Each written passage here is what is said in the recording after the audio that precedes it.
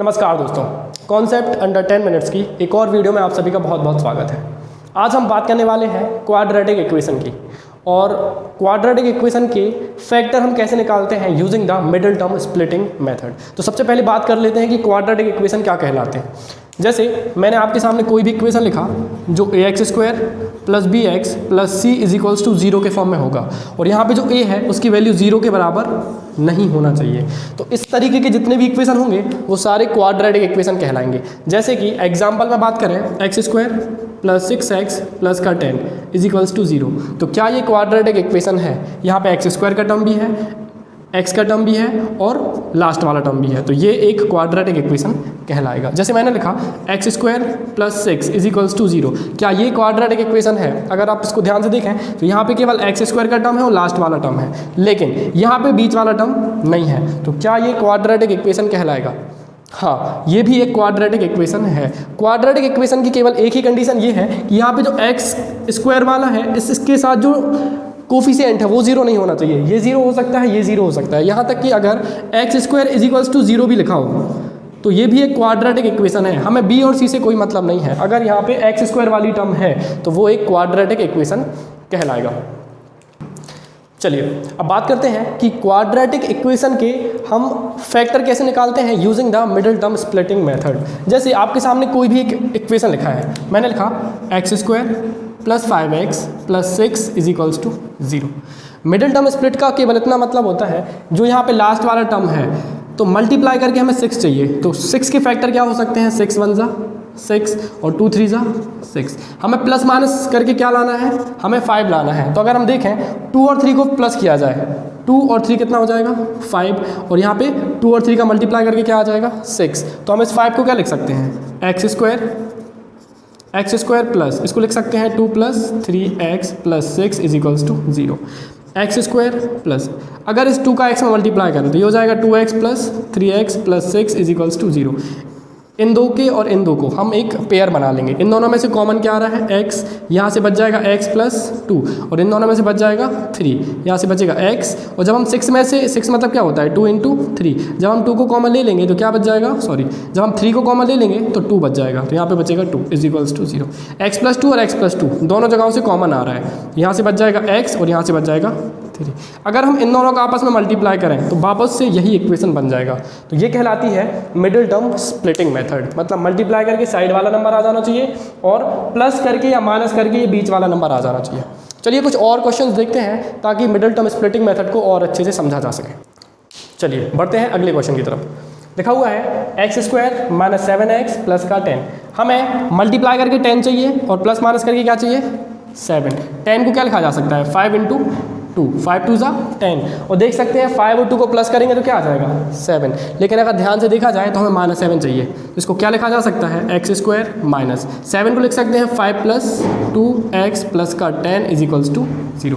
अब इस माइनस का मल्टीप्लाई अंदर कर देंगे और x का मल्टीप्लाई भी अंदर कर देंगे, तो हो जाएगा x² - का 5x - का 2x + का 10 = 0। फिर से वही करेंगे, दो के पेयर बना लेंगे, इन दोनों को पेयर बनाएंगे और इन दोनों को पेयर बनाएंगे।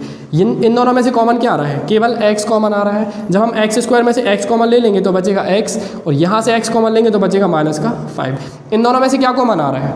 एक बात और ध्यान रखेंगे, जब कभी भी यहाँ पे माइनस का साइन होगा तो वो माइनस का साइन हम कॉमन ले लेंगे और इन दोनों में से कॉमन क्या आ रहा है? 2 कॉमन आ रहा है। तो यहाँ से जब 2 कॉमन लेंगे तो बचेगा x और यहाँ से जब हम 2 कॉमन निकाल लेंगे तो बचेगा 5। ये माइनस कैसे आ गया? यहाँ पे तो प्लस था, जब हमने यहाँ से माइनस कॉमन ले लिया, हम जानते हैं प्लस का मतलब क्या होता है? Minus × minus. जब हम ये माइनस कॉमन ले लेंगे तो ये माइनस यहाँ पे बच जाएगा। तो क्या हुआ? x - 5 x - 5। एक और बात, अगर ये वाला ब्रैकेट और ये वाला ब्रैकेट सेम नहीं आ रहा, इसका मतलब आपने कहीं ना कहीं गलती करी हुई है, क्योंकि इन दोनों ब्रैकेट का कॉमन आना बहुत ज़रूरी है। तो हम x - 5 को जब कॉमन लेंगे तो यहाँ से बच जाएगा x और यहाँ से बच जाएगा -2। तो ये इस क्वाड्रेटिक इक्वेशन के फैक्टर आ जाएंगे। अगर पूछा जाए एग्जाम में कि इस क्वाड्रेटिक इक्वेशन के कितने फैक्टर पॉसिबल हैं, तो केवल 2 ही फैक्टर पॉसिबल हैं। मतलब किसी भी 2 डिग्री पॉलिनोमियल के मैक्सिमम 2 ही फैक्टर पॉसिबल हो सकते हैं।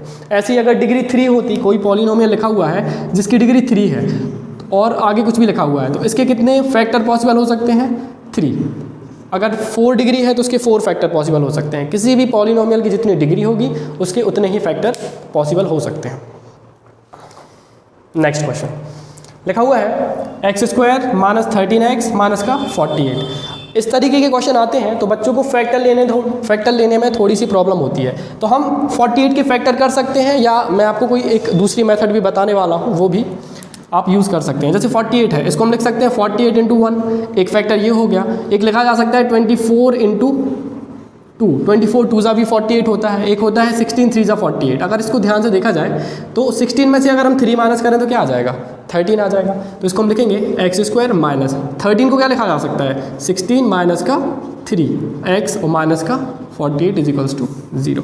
अब इस माइनस का मल्टीप्लाई अंदर कर दिया जाए और x का मल्टीप्लाई भी हम अंदर कर देंगे, तो आ जाएगा एक्स स्क्वायर माइनस का 16x माइनस माइनस प्लस का 3x माइनस का 48 इज इक्वल्स टू 0। अगर इसको ध्यान से देखें तो माइनस का 16x लिखा हुआ है और प्लस का 3x, तो माइनस के 16 में से प्लस का 3 जाएगा तो माइनस का 13 ही बच जाएगा।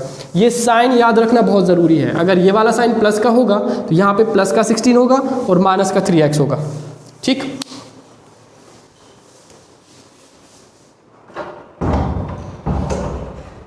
चलिए आगे बढ़ते हैं। हमें दो के पेयर बनाना है। इन दोनों का एक पेयर बन गया और इन दोनों का एक पेयर बन गया।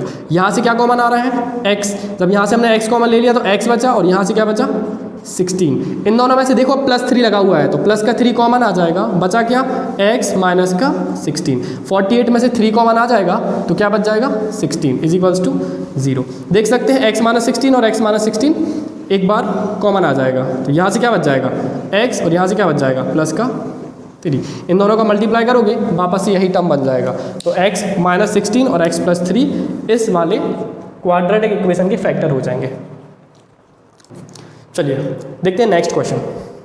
लिखा है 6x स्क्वायर माइनस का 5x माइनस का 6 इज इक्वल्स टू 0। तो हम क्या करेंगे, 6 के फैक्टर करते हैं 2 इंटू 3 और 2 और 3 को प्लस करेंगे तो क्या आ जाएगा, 5।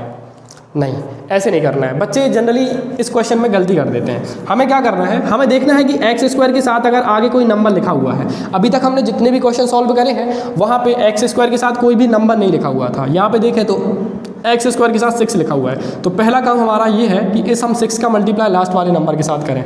तो मल्टीप्लाई करने पर क्या आएगा, 36। तो अब हमें ऐसे नंबर चूज़ करना है कि मल्टीप्लाई करने पर 36 आना चाहिए और प्लस और माइनस करने पर क्या आना चाहिए, 5। तो इसके फैक्टर क्या बन जाएंगे, एक तो होता है 36 1 जा। अब 36 में 1 का मल्टीप्लाई करेंगे तो 36 तो आ जाएगा, लेकिन 36 में से 1 को माइनस करने पर या 1 को प्लस करने पर 5 नहीं आ रहा है।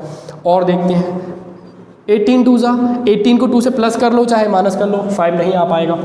और देखते हैं 12 3 जा, 12 को भी 3 के साथ माइनस प्लस कर सकते हो, 5 नहीं आ पाएगा।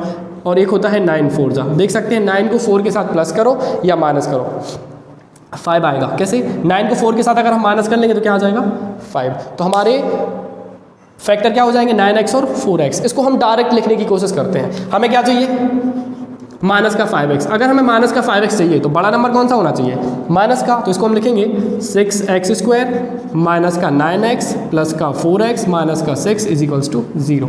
अगर ध्यान से देखा जाए तो मैंने 9 के साथ माइनस लगाया हुआ है और 4 के साथ प्लस लगाया हुआ है, क्योंकि एक नंबर अगर माइनस का होगा और एक नंबर अगर प्लस का होगा तो इनका सब्ट्रैक्शन हो जाएगा और सब्ट्रैक्शन करके आंसर कितना आ जाएगा, माइनस का 5x।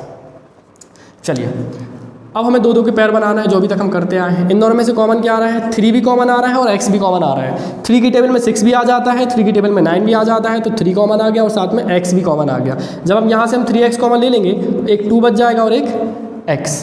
जब हम 9x में से एक 3 कॉमन लेंगे तो क्या बच जाएगा, 3। और ये x तो हमने पहले ही कॉमन ले लिया है।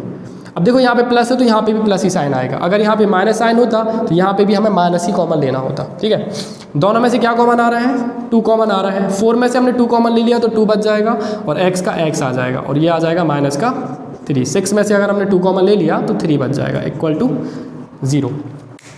अब देख सकते हैं 2x प्लस 3 और 2x प्लस 3 दोनों जगह से कॉमन आ रहा है तो माइनस 3 और यहाँ से बच जाएगा 3x प्लस का 2 इज इक्वल्स टू 0। तो ये दोनों इस वाले इक्वेशन के फैक्टर हो जाएंगे। तो आशा करता हूँ कि आपको बातें समझ में आ रही होंगी। आशा करता हूँ कि ये वीडियो आपको पसंद आई होगी। अगर आप चाहते हैं कि हम आपको कॉन्सेप्ट अंडर 10 मिनट्स के अंदर ऐसी वीडियो लाते रहें तो आप हमें कमेंट सेक्शन में लिख के ज़रूर बताएं कि अगली वीडियो आप किस टॉपिक पर चाहते हैं। Thank you.